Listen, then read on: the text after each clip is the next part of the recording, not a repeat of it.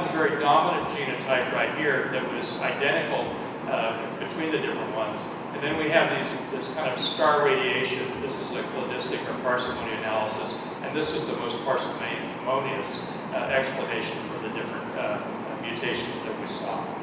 So here's their arrangement phylogenetically. And so what we think happened was, again, in fall 2000, we had an initial emergence of the disease here out of the reservoir, and then it spread across the landscape in a progressive fashion like this. And that's again based upon our observation of when they died.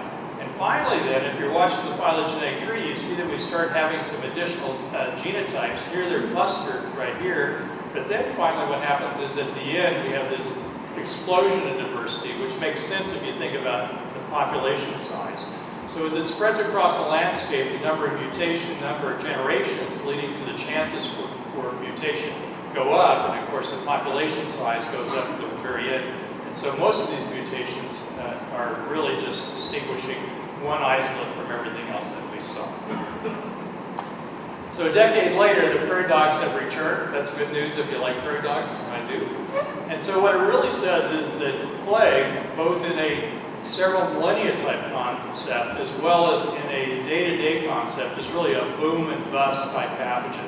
So it comes in, it gets into a naive population, and it explodes. There's an open niche there. It increases its population size many orders of magnitude. So you go from maybe 10 to the 5th to 10 to the 15th to 10 to the 16th cells in a very short period of time. Then it goes away. It goes extinct. At least that's what we would propose for one of these clonal pathogens. In the end, it disappears. It's not any plague anymore, and it's just gone away. Clones have a very hard time adapting to new situations, and so they're really a dead end. Where are they? Okay, so I've got the dodo bird up there. I'm not sure there's any hope for the dodo bird, at least not right now. But the question really is extinction forever? Are these boom-bust, highly clonal pathogens really gone?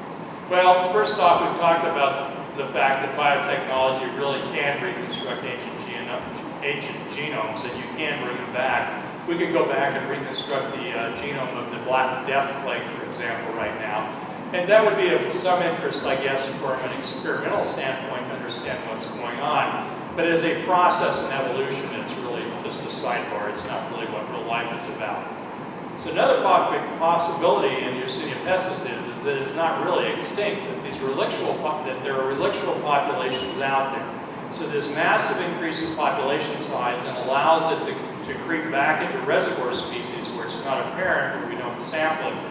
And so in fact, it's out there, we're just not seeing it. And you never know if it's out